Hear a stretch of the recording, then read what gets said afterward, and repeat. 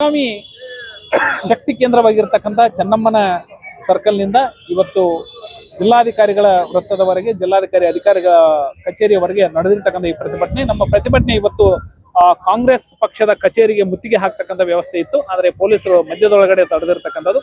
ಕಾಂಗ್ರೆಸ್ ಪಕ್ಷ ಇವತ್ತು ಶತಮಾನವನ್ನ ಕಂಡಿರ್ತಕ್ಕಂಥದನ್ನ ಇತಿಹಾಸ ಹೇಳ್ತಾರೆ. ಆದರೆ ಅವರಲ್ಲಿ ಇರ್ತಕ್ಕಂತಹ ಬುದ್ಧಿಮತ್ತೆಯನ್ನ ನೋಡಿದ್ರೆ ಅವರು ಇದನ್ನ ಒಂದು ತಾಲಿಬಾನ್ ಸರ್ಕಾರ ನಮ್ದು ಅಂತಕ್ಕಂಥ ವ್ಯವಸ್ಥೆ ಒಳಗಡೆ ಹೋಗ್ತಾ ಇದ್ದಾರೆ. ನಿನ್ನೆ ದಿನ ಬೆಂಗಳೂರಲ್ಲಿ ನಡೆದಿರ್ತಕ್ಕಂಥ ಘಟನೆಯನ್ನ ನೋಡಿದ್ರೆ ಒಬ್ಬ ಚುನಾಯಿತ ಪ್ರತಿನಿಧಿಯ ಮೇಲೆ ಮೊಟ್ಟೆಯಿಂದ ಹಲ್ಲೆ ಮಾಡಿರ್ತಕ್ಕಂಥದನ್ನ ರಾಜ್ಯಾಧ್ಯಕ್ಷರಾಗಿರ್ತಕ್ಕಂಥವ್ರು ಸಮರ್ಥನೆ ಮಾಡ್ತಾರೆ. ಕ್ರಿಯೆಗೆ ಪ್ರತಿಕ್ರಿಯೆ ಅಂತಕ್ಕಂಥ ವ್ಯವಸ್ಥೆಯನ್ನು ಹೇಳ್ತಾರೆ. ಇದೇ ನಿಮ್ಮ ಕ್ರಿಯೆಗೆ ಪ್ರತಿಕ್ರಿಯೆ ಕೊಡೋದಾದ್ರೆ ಹಿಂದ್ಗಡೆ ಇರ್ತಕ್ಕಂಥ ಸರ್ಕಾರಗಳು ಹೇಳಿರ್ತಕ್ಕಂಥ ಸಂದರ್ಭದೊಳಗಡೆ ಏನು ಹೇಳಿದ್ರಿ ಅಂತಕ್ಕಂಥ ಒಂದ್ಸಲ ಕಾಂಗ್ರೆಸ್ಸಿಗರಾಗಿರ್ತಕ್ಕಂಥ ತಾವೆಲ್ಲರೂ ಕೂಡ ನೆನಪಿನಲ್ಲಿ ಇಟ್ಕೋಬೇಕಾಗತ್ತೆ. ಇದು ಪ್ರಜಾಪ್ರಭುತ್ವ ಸರ್ಕಾರ, ಇದು ತಾಲಿಬಾನ್ ಸರ್ಕಾರ ಅಲ್ಲ. ಒಬ್ಬ ಜನಪ್ರತಿನಿಧಿ ಮೇಲ್ಗಡೆ ಯಾವ ರೀತಿಯಾಗಿ ನಡ್ಕೋಬೇಕಂತಕ್ಕಂಥದ್ದು ಒಂದು ನೋಡ್ಬೇಕು. ಜೊತೆಗೆ ನಿನ್ನೆ ದಿನ ಎಲ್ಲ ಭಾರತೀಯ ಜನತಾ ಪಾರ್ಟಿಯ ಜನಪ್ರತಿನಿಧಿಗಳನ್ನ ಅಲ್ಲಿರ್ತಕ್ಕಂಥ ಕಾರ್ಯಕರ್ತರನ್ನ ಪೊಲೀಸರ ಸಮ್ಮುಖದಲ್ಲಿ ಅವರ ಒಂದು ಕಸ್ಟಡಿ ಒಳಗಡೆ ಇದ್ದು ಕರೆದುಕೊಂಡು ಹೋಗುವಾಗ ನೀವು ಕಾಂಗ್ರೆಸ್ ಕಚೇರಿಯ ಮುಂದೆ ಇರ್ತಕ್ಕಂಥ ನಿಮ್ಮ ಗುಂಡಾ ಕಾರ್ಯಕರ್ತರು ಹಲ್ಲೆ ಮಾಡ್ತಾರೋ ಅಂತಂದ್ರೆ ಯಾವ ರೀತಿಯಾಗಿ ಅಲ್ಲಿರ್ತಕ್ಕಂಥ ದೊಂಬಿಗಳನ್ನು ತೆಗೆದುಕೊಂಡು ಗಾಡಿಯ ಮೇಲ್ಗಡೆ ಹಲ್ಲೆ ಮಾಡ್ತಕ್ಕಂಥದ್ದು ಇವತ್ತು ಸೋಷಿಯಲ್ ಮೀಡಿಯಾಗಳಲ್ಲಿ ಮತ್ತು ಮೀಡಿಯಾಗಳಲ್ಲಿ ಬಂದಿರತಕ್ಕಂಥದ್ದು. ಅದನ್ನ ಸಮರ್ಥನೆ ಮಾಡ್ತಕ್ಕಂಥ ನಿಮ್ಮ ಕೋತ್ವಾಲ್ ಸಂಸ್ಕೃತಿ ಏನಿದೆ ಅದು ಆದಷ್ಟು ಬೇಗನೆ ಕರ್ನಾಟಕ ರಾಜ್ಯದ ಕಿತ್ತೊಗಿಬೇಕು. ಮತ್ತು ಇದೊಂದು ಕರ್ನಾಟಕಕ್ಕೆ ಶಾಪವಾಗಿದೆ ಅಂತಕ್ಕಂಥ ಒಂದು ಸಂದರ್ಭದೊಳಗಡೆ ನಾವು ಎತ್ತಲಿಕ್ಕೆ ಇವತ್ತು ನಡೆದಿರ್ತಕ್ಕಂಥ ಈ ಪ್ರತಿಭಟನೆ. ಸರ್, ಇದು ಈ ಹೋರಾಟ ರಾಮ ಮಂದಿರದಲ್ಲಿ ಏನು ಕಳ್ತನ ಆಗ್ತಾ ಇದೆ ಅವಾಗ ಈ ಹೋರಾಟ ಆಗ್ಬೇಕಾಗಿತ್ತು ಅನ್ನೋದು ತಮ್ಮ ಒಂದು ನೈತಿಕ ಒಂದು ಇದನ್ನ ಆಗ್ತಾ ಇಲ್ಲ. ಒಂದು ನೀಟ್ ಪರೀಕ್ಷೆಯ ಆಗಿ 2 ತಿಂಗಳಾಯ್ತು. ಅಲ್ಲ, ರಾಮ ಮಂದಿರ ವಿಷಯದಲ್ಲಿ ಮಾತಾಡೋಣ ಸರ್. ರಾಮ ಮಂದಿರದಲ್ಲಿ ಏನ್ ಕಳ್ತನ ಆಯ್ತು, ಆ ಕಳ್ತನಕ್ಕೆ ರಾಮ ಭಕ್ತರು ಯಾಕೆ ಬೀದಿಗಿಳಿಲಿಲ್ಲ? ರಾಮ ಮಂದಿರ ಅಂತಕ್ಕಂಥದ್ದು ಒಂದು ಧಾರ್ಮಿಕವಾಗಿರ್ತಕ್ಕಂಥ ವಿಚಾರ.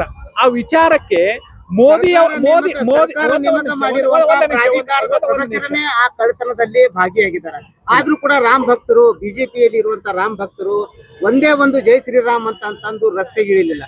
ಒಂದು ನಿಮಗೆ ತಪ್ಪು ಮಾಹಿತಿ ಅಂತಕ್ಕಂಥದ್ದು ಸಂಗ್ರಹ ಆಗಿರ್ಬೇಕು. ಯಾಕಂತ ಕೇಳಿದ್ರೆ ಅಲ್ಲಿ ಇರ್ತಕ್ಕಂಥ ಕಳ್ಳು ಪ್ರಕರಣ ಯಾವ ರೀತಿಯಾಗಿ ಬೆಳಕಿಗೆ ಬಂತು ಅಂತಕ್ಕಂಥದ್ದು ಒಂದೇ ಒಂದು ನಿಮಿಷದಲ್ಲಿ ನಾನು ಹೇಳೋದಂತಂದ್ರೆ ಅಲ್ಲಿ ಇರ್ತಕ್ಕಂಥ ಒಬ್ಬ ಸೆಕ್ಯೂರಿಟಿ ಗಾರ್ಡು ಟಾಯ್ಲೆಟ್ದಲ್ಲಿ ಹಣ ಬಿದ್ದಿದೆ, ಹಣ ಸಂಗ್ರಹ ಆಗಿದೆ ಅಂತಕ್ಕಂಥದ್ದನ್ನ ಅಲ್ಲಿ ಇರ್ತಕ್ಕಂಥ ಒಬ್ಬ ಟ್ರಸ್ಟಿಗೆ ಹೇಳಿದ ನಂತರ ಆ ಟ್ರಸ್ಟಿ ಹೋಗಿ ಅದನ್ನೆಲ್ಲ ವೀಕ್ಷಣೆ ಮಾಡಿದಾಗ, ಆ ಕ್ಯಾಮ್ರಾಗಳನ್ನ ವೀಕ್ಷಣೆ ಮಾಡಿದಾಗ ಇದು ಗುಂಡಿ ಒಳಗಡೆ ಇರ್ತಕ್ಕಂಥ ಹಣದ ಗುಂಡಿ ಒಳಗಡೆ ಇರ್ತಕ್ಕಂಥ ಹಣ ಅಂತೇಳಿ ಗುರ್ತ ಮಾಡ್ಕೊಂಡು ಅದೇ ಟ್ರಸ್ಟಿನ ಒಳಗಡೆ ಸಭೆಯನ್ನ ಸೇರಿ ಅದನ್ನ ಬೆಳಕಿಗೆ ಬಂದಿರತಕ್ಕಂಥದ್ದು.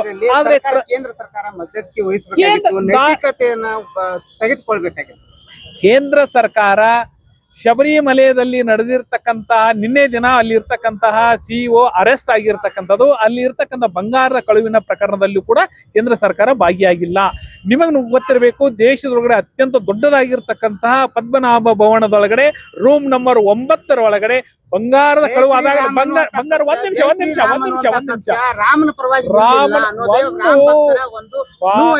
ಭಾರತೀಯ ಜನತಾ ಪಾರ್ಟಿ ಅಂತಕ್ಕಂಥದ್ದು ಕೇವಲ ರಾಮನ ಬಗ್ಗೆ ಅಷ್ಟೇ ಅಂತಲ್ಲ, ಈ ನಾಡಿನೊಳಗಡೆ ಇರ್ತಕ್ಕಂಥ 12 ಕೋಟಿ ದೇವತೆಗಳ ಸಮೇತವಾಗಿ ಪದ್ಮನಾಭವನ ಇರ್ಬೋದು, ಆಂಜನೇಯ ಇರ್ಬೋದು, ತಿರುಪತಿ ತಿಮ್ಮಪ್ಪ ಇರ್ಬೋದು, ಶಬರಿ ಇರ್ಬೋದು, ಅದರ ಜೊತೆಗೆ ರಾಮನೂ ಕೂಡ ಇರ್ತಾರೆ.